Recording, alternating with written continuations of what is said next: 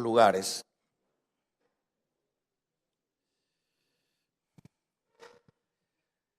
El tema de esta mañana va a ser la importancia del arrepentimiento. La importancia del arrepentimiento. Bien. En los últimos versículos, es decir, en los penúltimos versículos del capítulo número 12, el que nos antecede, el Señor ha estado hablando con Israel con respecto a que Israel tendría que ser una nación que llegara al arrepentimiento. Obviamente esa era la parte fundamental del ministerio del Señor para con Israel. Que Israel entendiera de que era su tiempo. Que Israel entendiera que al fin había venido su Mesías. Pero que entendiera que su Mesías había venido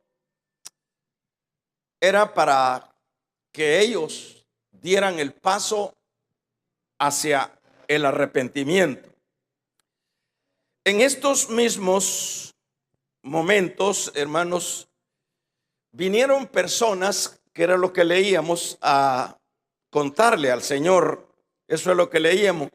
Y en este mismo tiempo, dice, estaban ahí algunos que le contaban acerca de los galileos, cuya sangre Pilato había mezclado con los sacrificios. Acá justamente vienen estas personas a mencionar este suceso que había dadose en tiempos pasados. En este caso, se están refiriendo a que en este versículo decíamos que Pilato había masacrado, había hecho una matanza de judíos galileos en el templo.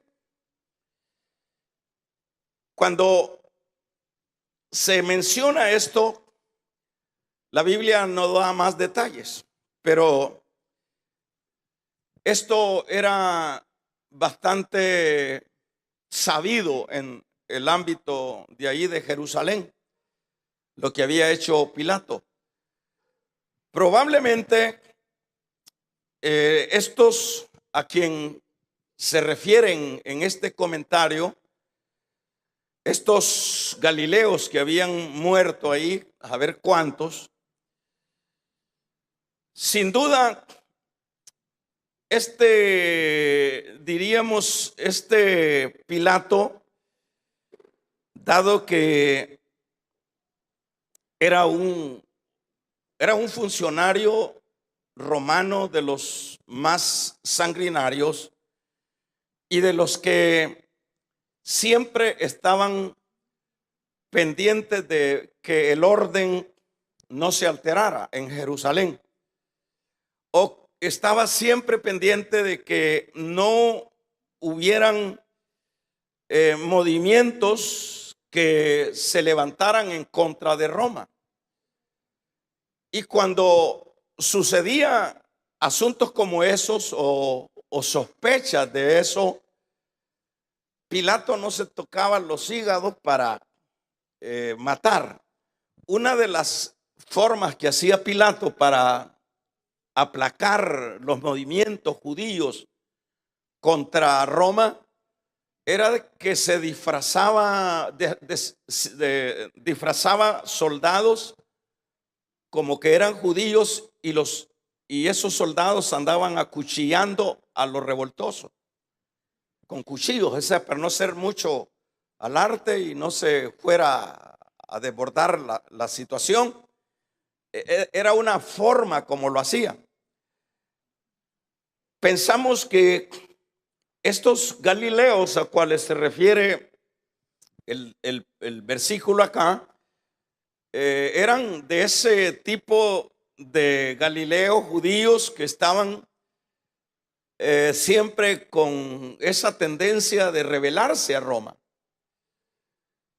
Y probablemente eran del partido de los celotes que se mencionan mucho en los evangelios. Era un grupo de personas que siempre estaban con la idea de levantarse contra Roma. Y esto, no hay duda que estos galileos eran algunos de ellos, pero que en esta ocasión vinieron a Jerusalén a hacer sacrificios.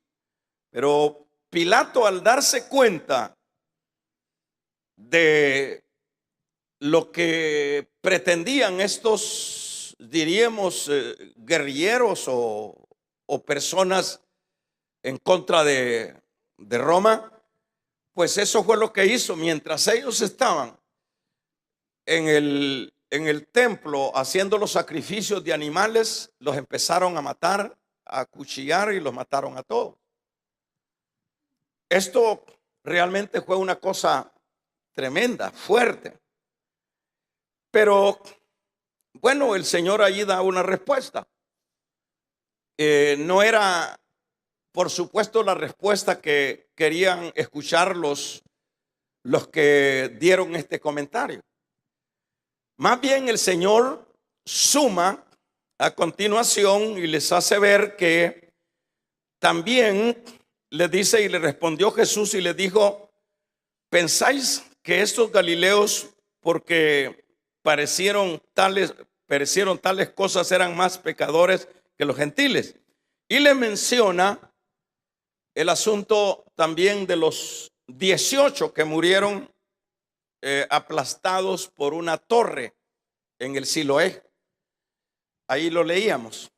Estos 18 que aparecen acá eran personas que estaban haciendo el estanque de Siloé en el tiempo, por supuesto, de la toma de los romanos. Los romanos como gobernantes siempre hacían grandes obras, bien para provecho de ellos, pero la cosa es que ese estanque era importante. Y sin duda los ingenieros algo falló, que no pusieron bien la columna, esa torre. La torre se vino abajo y mató a 18. Ahí dice lo que es el número 18, sobre los cuales dice cayó la torre, verso 4, la torre de Siloé, y los mató. Pero luego el Señor, hermanos, les hace ver a estas personas que, bueno, Él intuye la idea de ellos. La idea de estos, tanto los que mencionaron a los galileos que había matado, diríamos, gobernante Pilato, él aclara de que ellos pensaban que eran porque los tales eran personas pecadoras. Es decir, esa era la idea. Señor, ¿te das cuenta lo que hizo este personaje, como el caso de el romano que va y mata a estos galileos en medio de los mismos sacrificios, y se revolvió la sangre de unos de los animales con la sangre de ellos mismos? ¿Acaso no es una cosa que era por lo malo que era, pero que el Señor les dice? Pero también el caso de los de los que les cayó la torre de Siloé, también ellos pensaban lo mismo, pero el Señor en esto les enseña, hermanos, y les dice a estas personas que el problema no era que eran malos, eran circunstancias que se dieron. Y no era porque Dios los había castigado por tales o cuales situaciones, porque el que los matara Pilato, bueno, ellos podían como pensar que Dios es capaz hasta de tomar a un Pilato para enjuiciar a estos malos, a estos pecadores. O Dios tuvo que derribar esa torre para que murieran estos otros 18. ¿No te parece, Señor? Le dirían en el fondo, ¿no te parece que esto es un juicio de Dios por la maldad de estos? Sin embargo, el Señor les aclara, hermanos, que tanto los que murieron o que asesinó Pilato, realmente no era ninguna situación de juicio. En verdad, en el fondo, no había ningún juicio ahí. Más bien, les dice a estos que están ahí con él, les enfatiza que más bien esto era una advertencia para ellos, para los que estaban haciendo este comentario. ¿Y cuál era la advertencia? Que si ellos no se arrepentían, ¿verdad?, les tocaría lo mismo. Quiere decir entonces que el punto acá no era que eran malos. Malos sí eran, claro, porque el hombre con respecto al pecado es malo, ya viene con maldad, ya traemos la maldad de las acciones que generó el pecado en el primer hombre. Pero esto que está sucediendo acá no es un asunto que Dios esté enjuiciando porque estas personas son malas. Más bien, el Señor aprovecha, y lo repito, para decirles, esto debe de ser una advertencia para ustedes. ¿Por qué una advertencia para Israel? Que si no os arrepentís, igualmente pereceréis todos. Si no hay un arrepentimiento, no esperen que las cosas van a salir bien. ¿Qué entonces está dando a entender el Señor acá? El Señor está dando a entender, hermanos, que la persona no debe de estar siempre con la idea de que lo que está sucediendo doloroso en vidas ajenas es porque son personas malas, es porque son personas que son contrarias a Dios. Más bien, siempre lo que Dios está buscando, hermanos, en tanto a un lado como a otro, es que cada individuo, cada persona tenga su propio arrepentimiento. ¿Por qué? En lugar de estar diciendo a este le está sucediendo tal o cual cosa porque es malo, lo importante acá sería como examinarnos nosotros si en verdad estamos nosotros en una posición importante con respecto al arrepentimiento, ¿verdad? Porque Israel perdió la oportunidad, la advertencia, el Señor la aprovecha acá para decirle, no es que eran malos. Malos sí eran los galileos que mató ahí Pilato. Malos sí eran. Pero ustedes, les está diciendo el Señor, ustedes no crean que es porque les cayó juicio. Más bien, esto debe de ser como una alerta para ustedes, para que se arrepientan, para que tengan ustedes un cambio. Y eso es lo que vemos nosotros en el versículo. Y en este mismo tiempo dice, estaban allí algunos que le contaban acerca de los galileos cuya sangre Pilato había mezclado con los sacrificios de ellos. Respondiendo Jesús les dijo, ¿pensáis que estos galileos, porque parecieron tales cosas, eran más pecadores que todos los galileos? No, todos los demás galileos eran iguales de pecadores. Y todos los de Jerusalén también, no solo eran los 18 que murieron aplastados con la torre de Siloé, todos los de Jerusalén también eran pecadores. Es decir, nadie estaba exento en este caso. Entonces, una de las oportunidades que ellos tenían en este momento era que debían de dar paso al arrepentimiento, ¿verdad? Lo que sucedió es que Israel, hermanos, no actuó a tal actitud.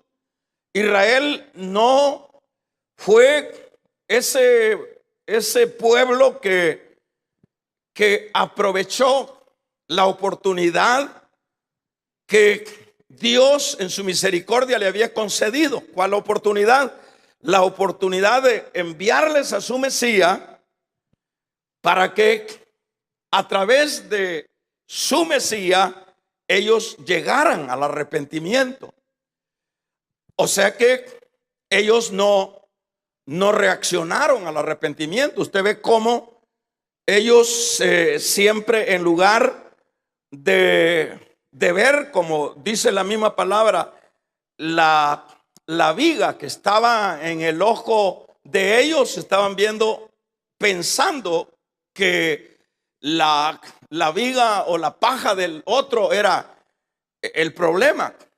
Y esto fue lo que llevó a Israel, hermanos, a la derrota. Llevó a la destrucción, porque después de 70 años vino lo que fue la destrucción de Jerusalén con todo el templo. Vinieron los romanos y destruyeron todo. ¿Y qué fue lo que pasó? ¿Qué fue lo que sucedió? Lo que sucedió siempre, hermanos, es por culpa de Israel y no era por culpa de Dios. ¿Por qué era culpa de Israel?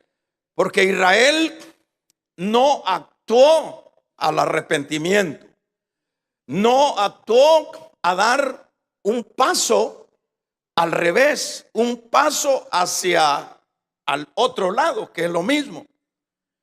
Entonces, en este caso, ya aclarado esto que estoy mencionando, vamos a ver, en este tiempo son muchas personas, hermanos, que hoy día creen tener la superioridad moral más que los demás.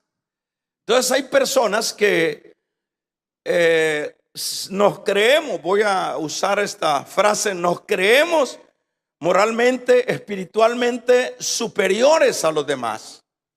Hay personas que pensamos, porque estamos yendo a una iglesia, que estamos ostentando algún privilegio. Hay personas que, porque estamos envueltos en los asuntos de Dios, tenemos muchas veces la idea de que somos superiores, ¿verdad?, que los demás. Cuando, hermanos, ven también o vemos que viene algún mal sobre los demás, ¿acaso no es lo que hemos oído siempre? Es juicio que le está cayendo. Dios lo está enjuiciando. Eso es bastante común dentro de la iglesia. Mucho de eso se oye dentro de la iglesia. Mire, ¿y por qué le pasó esto? No, es que algo está pagando. Decimos muchas veces nosotros mismos. ¿Y por qué decimos nosotros mismos algo está pagando? Como era la pregunta o el comentario que estos estaban haciendo, diciéndole: Señor, ¿te das cuenta de la masacre que hizo Pilato? Le dijo el Señor: ¿ustedes creen que los demás de Galilea no son pecadores, sino solo esos que mató Pilato? Todos eran pecadores. Todos eran convictos de pecado. Todos, está diciendo el Señor. Entonces nosotros venimos y decimos: no, es que realmente no puede ser que esos males vengan a alguien así nomás, decimos ya nosotros, aplicándolo a nosotros. No puede ser que esos males vengan así nomás. Es porque no andan bien. Es porque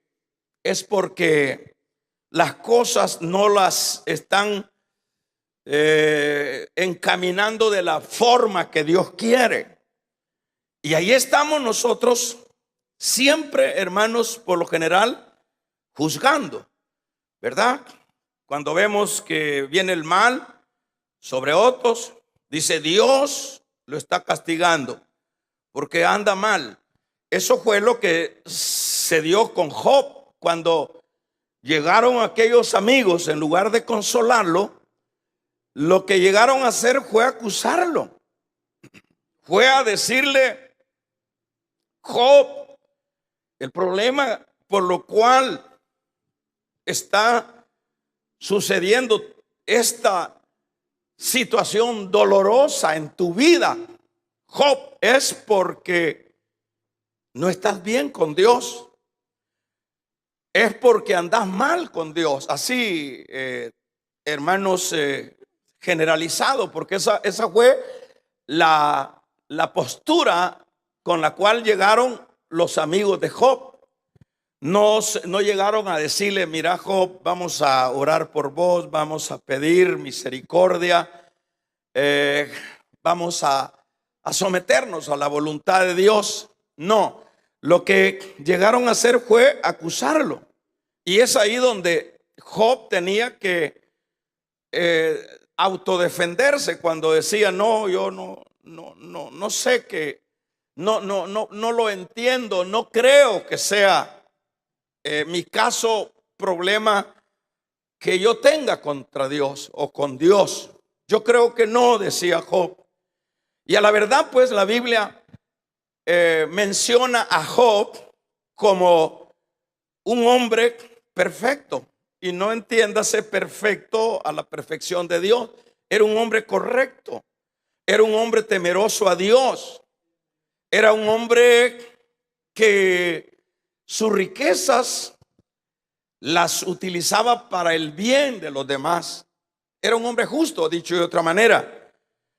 Pero los demás amigos lo estaban acusando. Le estaban diciendo: no, Job, tú algo estás haciendo mal. Es por tu pecado. El caso de aquel comentario, aquella pregunta que hicieron los discípulos también. Mire cómo somos de personas con actitudes preconcebidas, hermano. Por ejemplo, en esa ocasión le dijeron al Señor en el capítulo 9 de Juan, cuando se refiere a aquel ciego, le dijeron: Señor, ¿quién fue el que pecó? ¿Pecó sus padres para que éste naciera así ciego? O sea, preconcibiendo siempre que el mal era porque los papás habían sido pecadores. Imagínense cómo es la concepción del ser humano. Imagínense cómo estamos de desubicados, porque estas personas le dicen: Señor, ¿quién pecó para que éste naciera ciego? Sus padres. Y el Señor le dijo: no es que sus padres, claro, eran pecadores, pero el Señor en esa ocasión, la respuesta es para que la gloria de Dios se manifieste. Prácticamente por eso es que nació ciego. De que sus padres eran pecadores, sí, eran pecadores, pero él no nació ciego porque ellos eran pecadores. Ellos nacieron ciegos, o este nació ciego, sería el caso, porque, hermanos, dice el Señor, es para que la gloria de Dios se manifieste. Ahora vamos a ver, hermanos, a continuación. Por supuesto que cuando los israelitas no entendieron este espacio de gracia, porque eso es lo que nos trae esta mañana, la advertencia, el espacio de gracia que siempre Dios nos da. Nosotros, como vuelvo a retomar la idea, siempre estamos creyéndonos mucho más perfectos, y estamos por lo general en muchas ocasiones señalando las calamidades de los otros porque esos andan mal. En este caso habría necesidad de que cada uno de nosotros, es decir, de los que estamos dentro de los campos cristianos, nos hagamos siempre una autoevaluación, hermanos. ¿En qué sentido una autoevaluación? En que nosotros nos sinceremos en el sentido de que estemos conscientes de que nosotros hemos tenido un arrepentimiento, porque es importante señalar esto, porque muchas veces, porque decía hace un momento, ostentamos alguna posición o estamos dentro de un conglomerado cristiano, entonces nosotros ya asumimos que ya nosotros hemos tenido un arrepentimiento y que ya nosotros podemos ver de una manera despectiva a aquellos mismos hermanos que están pasando por el juego de la prueba y que sin duda es porque ellos no son como nosotros, diríamos. Y sin duda es porque ellos no han tenido un verdadero arrepentimiento. Decimos mucho, ¿verdad? Qué doloroso, qué triste es eso, ¿verdad? Damos un amén. Qué triste es eso, hermanos, porque de hecho, antes de creernos perfectos, hermanos, necesitamos hacer un acto examen. Necesitamos examinarnos. Porque a manera de tema decía la importancia del arrepentimiento, la importancia de que cada uno de aquellos que profesamos la vida en Dios estemos conscientes que sí hemos tenido un arrepentimiento, que estemos conscientes. Es decir, esto nos serviría para autoevaluarnos, esto que estoy hablando. Esto nos serviría para hacernos un examen. Esto nos serviría importante ¿para qué? Para no seguir dentro de una vida espiritual sin que se hayan llenado los parámetros espirituales que Dios demanda de cada creyente, ¿verdad? Es necesario, hermanos, antes de considerarnos perfectos, necesitamos saber si nosotros hemos tenido ese arrepentimiento, si nosotros hemos tenido ese nuevo nacimiento. Damos un amén, ¿verdad? Porque al contrario, hermanos, pereceremos, como le dijo el Señor a estos. Si ustedes, le dijo, que están pensando, no sé si me doy a entender, si ustedes que están pensando que Dios incluso tuvo que usar hasta el mismo Pilato para matar a esos malos, no piensen que si ustedes, le dice, no toman el arrepentimiento en serio, les tocará lo mismo. Les tocará lo mismo. Es decir, van a perecer al igual que esto. Si ustedes, los 18 que mató la torre del Siloé, no crean que es porque solo esos 18 de Jerusalén eran los que eran pecadores. Todos los que están aquí en Jerusalén son pecadores y necesitan arrepentimiento. Y si no hay arrepentimiento, damos un amén. Si no hay un arrepentimiento, les tocará lo mismo. Esto es bien conflictivo, esto que estoy diciendo. ¿Por qué es bien conflictivo? No lo estoy diciendo yo, lo está diciendo el Señor. Entonces, esta mañana a lo que nos llevaría el Señor es a que, vuelvo a repetir, a que cada creyente o a que aquel que nos denominamos creyentes nos examinemos si hemos tenido un arrepentimiento. Amén. ¿Por qué no le regalamos una ofrenda de palmas al Señor?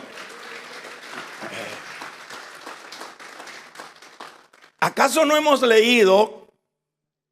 ¿Acaso no hemos leído cuando el Señor habla en su misma palabra? Y aquel día me llamaréis Señor, Señor, en tu nombre echábamos fuera demonios, sanábamos enfermos, en tu nombre hacíamos esto. Quiere decir que estamos hablando de gente terriblemente que nadie podía decir que no eran verdaderos. ¿Por qué? Porque imagínese qué es lo que sucede ahora. Por lo menos ahora usted con esto del emocionalismo que se ha vuelto bastante común en estos tiempos finales, de personas que sanan enfermos, dicen, y son sanadas las personas. ¿Quién puede dudar de eso? No, si es un gran siervo de Dios, sanó a esa persona, fue sana cuando oró por él. ¿Quién puede dudar de esa persona? Cualquiera dice, no, es un siervo de Dios. Pero ni las sanidades corroboran que yo soy siervo de Dios. Es decir, si yo estoy orando y se sanan las personas, eso no quiere decir que yo sea un siervo de Dios. Eso no es garantía. ¿Por qué no es garantía? Porque no, la garantía de que yo soy siervo de Dios es que yo haya tenido un arrepentimiento. Vamos a regalarle ofrenda de palmas al Dios de la gloria. Esa es la garantía. Que yo hable lenguas, que yo predique la palabra, eso no es garantía que yo soy un siervo de Dios. Por eso le digo que es bien comprometedor esto que estamos hablando. Eso no es garantía que yo cante, que yo tenga voz de pájaro y que alabe a Dios. Por ejemplo, yo me estoy haciendo un poco incrédulo, hermano, con muchos cantantes. Hay cantantes que ya yo no los soporto, pues los dejo de oír. Porque todo es negocio, todo es marketing, todo es dinero. Y que cantan letras muy bonitas y todo, que Dios lo amo. No, yo conozco personas que se dedican a cantar y a cantar a Dios, pero que son oscuros. O sea, no debemos de ser simples nosotros, porque este puede cantar y le canta alabanzas a Dios y mire cómo no, esa no es la garantía que yo sea siervo de Dios o que sea una persona convertida a Dios. No es eso la garantía, porque ahí dice: en tu nombre echábamos fuera demonios. ¿Y quién no va a creer que es siervo de Dios alguien que expulse demonios de otros? Todos van a decir: no, es un siervo de Dios. Pero allá llegan y le dicen: en tu nombre echábamos fuera demonios, en tu nombre sanábamos enfermos, hablamos idiomas, hablamos lenguas. ¿Y cuál es la respuesta del Señor? Fíjense, póngale atención, hermano. ¿Están oyendo, verdad? ¿Están aprendiendo?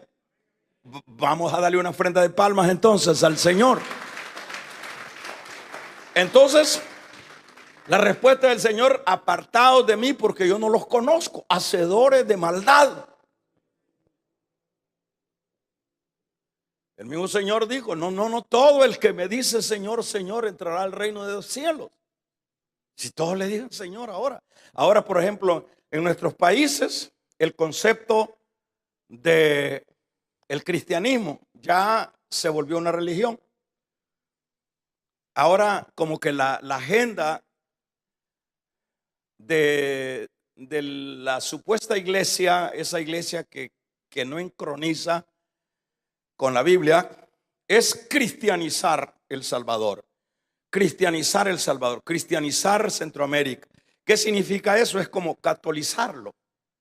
Pero eso no es cristianismo. Ahora todo el mundo le hablan, los diputados le hablan Dios le bendiga, los políticos, todo el mundo le habla, las rameras, Dios le bendiga, los ladrones, Dios le bendiga. Pero eso no quiere decir que sean de Dios, porque para ser de Dios se necesita un arrepentimiento. Vamos a regalarle ofrenda de palmas al Dios de la gloria. Nosotros podemos aprender a predicar, podemos aprender a cantar, pero no somos de la iglesia. No somos de la iglesia. Y le quiero probar bíblicamente, porque usted me va a decir: hermano, pero es que usted está exagerando cuando usted me está diciendo que si alguien hace milagros, que si alguien, usted lo cuestiona y dice que eso no es garantía de que sea siervo de Dios o que sea de Dios. No es garantía. Porque si usted le pone atención a Juan el Bautista, ¿quién se pudiera comparar a Juan el Bautista? Dijo el mismo Señor, no hay mujer que haya tenido un hombre como Juan el Bautista. Pero Juan el Bautista nunca hizo un milagro. Pero era el que empezó a predicar el arrepentimiento. Damos un amén. Entonces, ¿qué es lo que nos lleva esta mañana?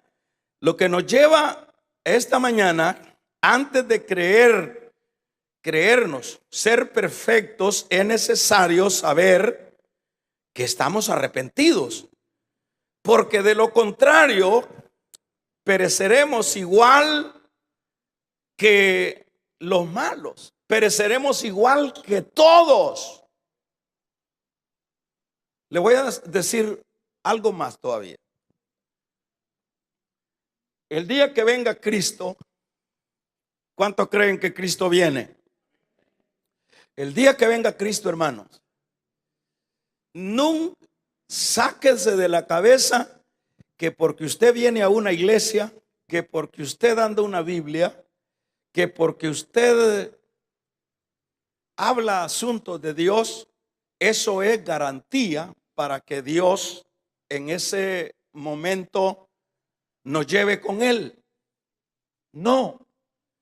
Le digo lo siguiente: los predicadores contemporáneos, los de los 70, los de los 80, predicaban que iba a ser, en el rapto iba a quedar el mundo paralizado, los trenes, los aviones, los barcos, las calles de las grandes ciudades. No es tanto así. No es que se va a ir millones de millones, son poquitos los que se van a ir. ¿Está conmigo? Son bien poquitos los que se van a ir. ¿Por qué? ¿Por qué son bien poquitos? Porque la mayoría es masa. La mayoría es hojarasca. La mayoría de todo en las diversas ciudades, países, iglesias, la mayoría es bulla nada más. Son métodos humanos, aprenden a hablar de lo de Dios. Hay personas que recitan la Biblia, pero no han tenido un arrepentimiento. Hay personas que lo hacen todo mejor que uno que se ha convertido, lo hacen mejor. Entonces, esa idea de que iba a paralizarse el mundo cuando viniera el rapto no es cierto. Pero usted está contradiciendo a los grandes hombres que predicaron que eso iba a suceder. No, no va a ser así. ¿Por qué? Más bien, hermanos, en la venida del rapto del Señor, ni cuenta se va a dar la gente. ¿Por qué? Sí se va a dar cuenta, porque en alguna colonia van a faltar unos 3, unos 5, y sucesivamente. Es decir, no es el gran montón que los carros quedaron. No, no, el mundo va a seguir igual. Las fábricas, el tropel de todas las va a seguir igual. Pero ¿por qué es entonces que no se van a ir todos los que se congregan en las diferentes iglesias del mundo? ¿Por qué no se les ha predicado esto que está oyendo usted? Por eso es que a la iglesia hay que predicarle la Biblia, no hay que predicarle filosofías. A la iglesia no hay que entretenerla. Si a la iglesia le gusta oír filosofía, hay suficientes lugares a donde se predica la filosofía. Pero si la iglesia quiere teología, si la iglesia quiere palabra, hermanos, esa palabra es la que le dará vida. Esa palabra es la que cambiará su panorama. Vamos a regalarle ofrenda de palmas al Dios de la gloria.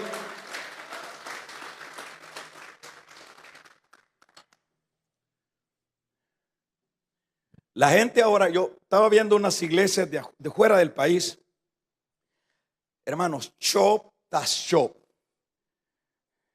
Hay días que es el celebrarle el cumpleaños a todos los miembros y la iglesia es grande, se llena aquella iglesia, todos comiendo pastel, todos celebrándole Después se inventan otros, o sea que los cultos todos los domingos están llenos a rebotar, porque todo es entretención.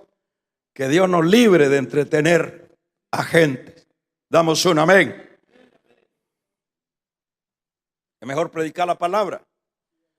Pero se te están yendo, Señor. Claro, vendrán tiempos, dijo Pablo, que no sufrirán la sana doctrina. No sufrirán, no van a querer oír la sana doctrina. No la van a querer soportar porque lo que quieren es show. Pero tú predica la palabra. Pero tú predica la palabra. Vamos a regalarle ofrenda de palmas al Dios de la gloria. Tú predica la palabra. Porque vendrán tiempos que no sufrirán la sana doctrina. La gente no quiere doctrina. La gente quiere mensajes de declaraciones. Búsqueme en la Biblia declaraciones. El justo vive por la fe, no por declaraciones. ¿Se entiende, hermano? Saca el gigante que está en ti. Aquí no se trata de sacar el gigante. Aquí se trata de vivir por la fe y vivir bajo la voluntad del Señor. Lo que el Señor decida con sus esclavos.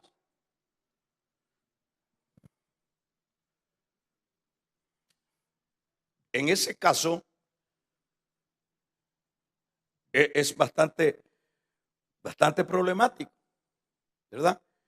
Entonces, eso es lo que le dice Pablo. En el tiempo final, la gente va a querer fábulas. ¿Qué significa fábulas? Chistes, voladitos que le cuenten de la calle, de allá del súper, de allá de los amigos, de allá del negocio. Eso. Y así están las iglesias con la baba viendo al que está predicando. Pero tú, Timoteo, sé sobrio. No los entretengas. Predícale la palabra. Damos un amén. Entonces yo voy finalizando. Y voy finalizando diciendo que antes que nosotros estemos muchas veces pensando en lo grande, que no está malo, mejor examinémonos si en nosotros hay, vamos a ver qué, un arrepentimiento. Si ha habido un arrepentimiento en nosotros. Eso sería lo más. Mire, eso que acaba de escuchar ahorita es el regalo más grande que usted puede escuchar y que ha escuchado en este nuevo año. Que nos demos cuenta si tenemos un arrepentimiento.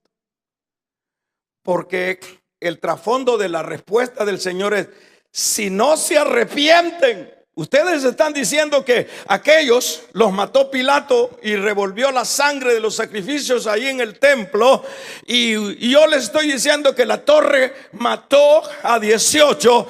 Pero si ustedes no se arrepienten, no duden que también perecerán igual que ellos. Vamos a regalarle ofrenda de palmas al Dios de la gloria.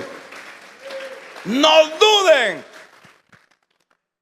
que también perecerán igual que ellos. Tremendo. Esto es importante. En este caso, entonces, con lo cual dice, entonces, antes de creernos perfectos, es necesario saber que estamos arrepentidos. Porque de lo contrario, pereceremos al igual que los demás malos. Dice Pablo a los romanos: tú que dices que no hay que robar, robas. Tú que dices que no hay que adulterar, adulteras. O sea que somos buenos para decir no hagas eso, pero nosotros lo estamos haciendo. Tremendo. O sea, son cosas realmente que no cuadran con lo que es. Por lo menos aquí Pablo está refiriéndose a los mismos judíos, los que se jactaban de la ley. Pero si ustedes están jactándose de la ley y no la están cumpliendo, entonces ¿en qué estamos? Y yo me estoy jactando de mi cristianismo, pero yo no he tenido todavía un arrepentimiento. Y entonces, ¿qué estoy? ¿A quién quiero engañar? A Dios no lo podemos engañar. Dice Pablo a los Gálatas: Dios no puede ser burlado. Que se oiga un poderoso amén. No quiero preguntar quiénes son los que se han arrepentido.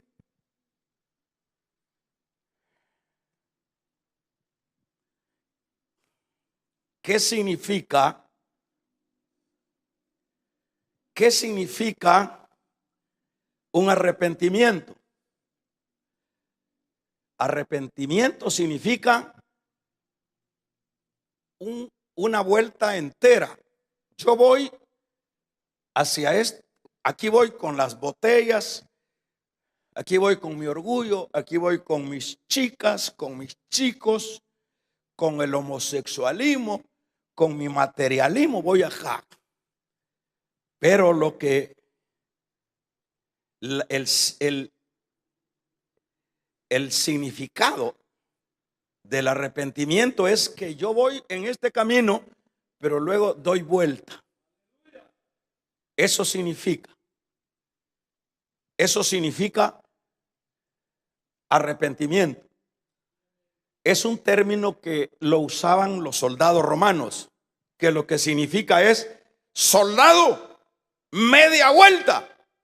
Entonces lo que dice soldado, eso es lo que significa arrepentimiento en el idioma nuestro. Media vuelta, vamos a regalarle ofrenda de palmas al Dios de la gloria. Media vuelta.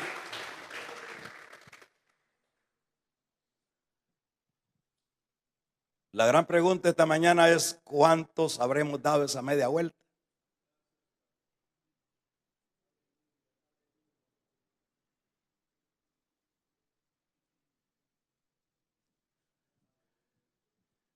¿Cuántos habremos dejado todo este bagaje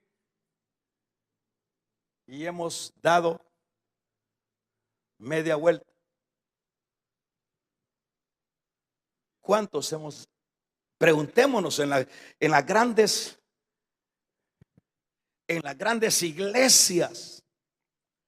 Preguntémonos en las iglesias pequeñas. ¿Cuántos han dado media vuelta? ¿Cuántos? Tanto en las grandes como en las pequeñas.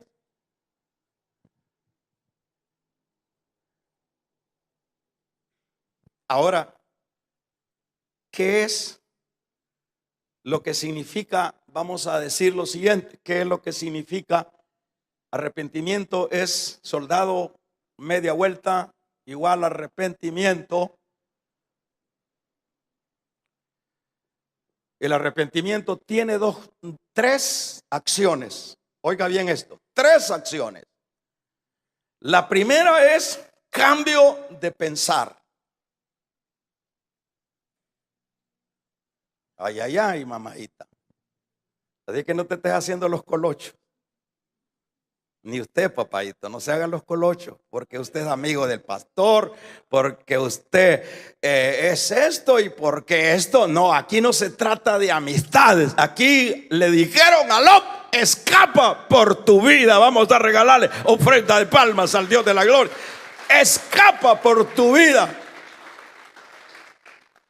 ¿De qué sirve?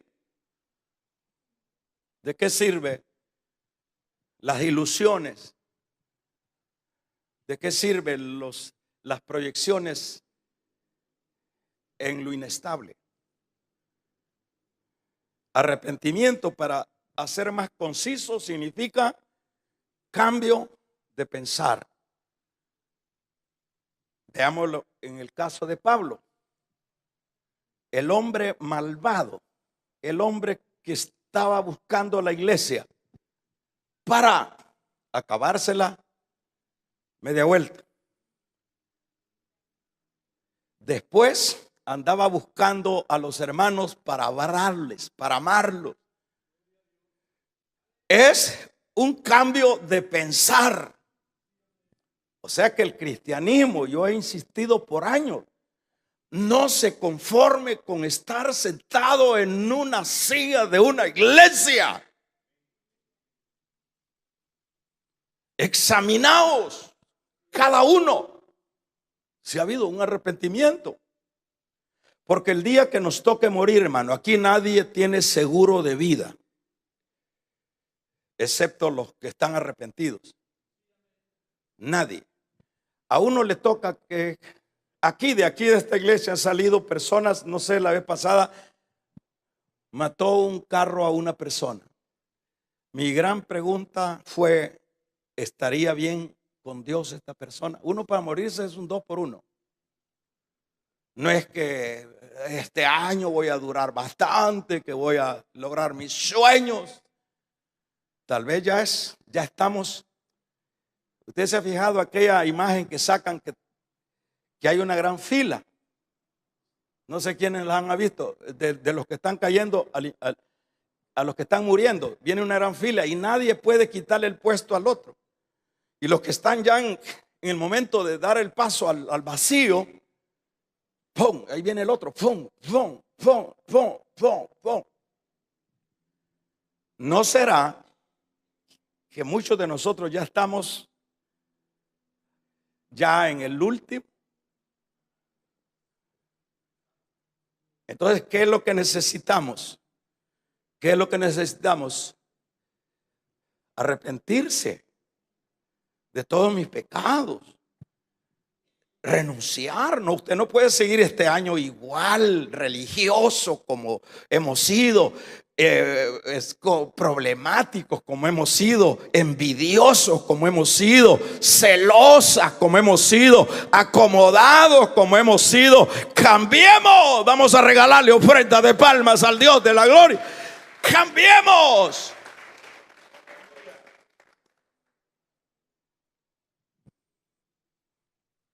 Cambio de pensamiento, de pensar. Pablo le dio la vuelta a la página.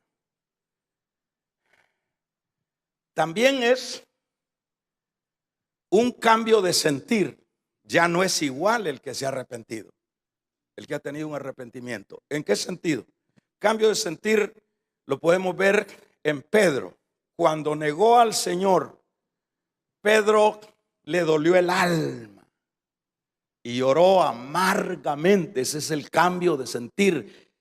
El que se ha arrepentido huye, le duele el pecado. Tiene un cambio de sentir. No es que sigue hartándose el pecado y lo mismo le da. No. ¿Estamos aquí, hermanos? Hay gente que está revolcándose en el pecado, en el adulterio, en la fornicación, en el robo, en el homosexualismo en estos tiempos, y aún dentro de la iglesia y aún sirviendo dentro de las iglesias. Es porque no has tenido un arrepentimiento, porque el arrepentimiento tiene un cambio de sentir. Vamos a regalarle ofrenda de palmas al Dios de la gloria. Aleluya. Hay un cambio de sentir. No es ese evangelio que venden los pastores asalariados. Dios lo que ve es el corazón. Que se oiga un poderoso amén. Pedro lloró amargamente. Cambio de actitud.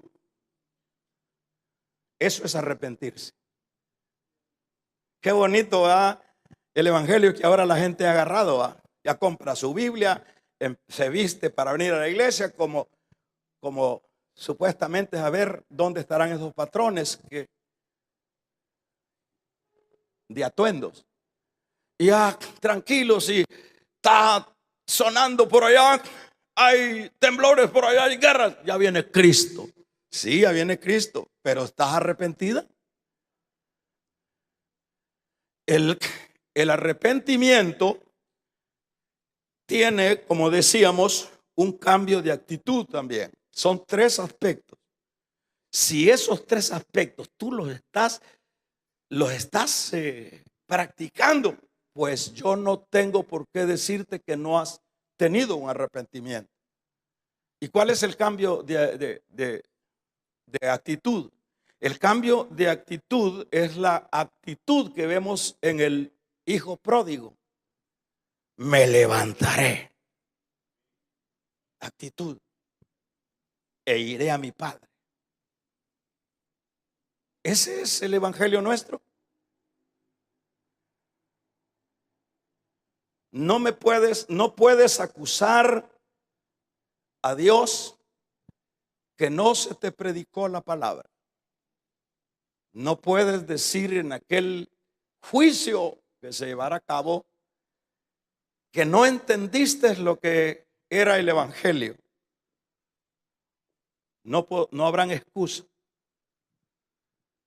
Porque aquellos querían, hermanos, sentirse mejores que los que habían matado a Pilato. Aquellos otros se sentían mejores que los que habían muerto con el derrumbe de la torre del Siloé. Pero le dijo el Señor: si ustedes no se arrepienten, pereceréis igual que ellos. ¿Qué quiere decir? Les caerá el juicio igual. Porque el punto no es la etiqueta de una iglesia, el punto es el arrepentimiento. Vamos a ensayar los tres puntos. ¿Cuál es la evidencia del arrepentimiento? El primer punto es, vamos a ver. Díganlo todos. 1, 2, 3. Cambio de pensar, cambio de pensamiento. ¿Has cambiado? ¿Tu pensamiento sigue siempre odiando? ¿Sigue siempre buscando la venganza? Cambio. El segundo, ¿cuál es? De sentir. Digámoslo todos. 1, 2, 3. Cambio de sentir. Cuando estás pecando, Pedro pecó, pero lloró amargamente. Sintió en su corazón. ¿Lloras tú cuando estás fornicando? ¿Lloras tú cuando estás robando? Está entredicho. El tercer cambio de actitud. Me levantaré, dejaré toda la desgracia de mi vida espiritual en este año pasado y me levantaré con una actitud diferente para vivir para mi Dios. Vamos a regalarle ofrenda de palmas al Dios de la gloria. Cierra tus ojos. Cierra tus ojos.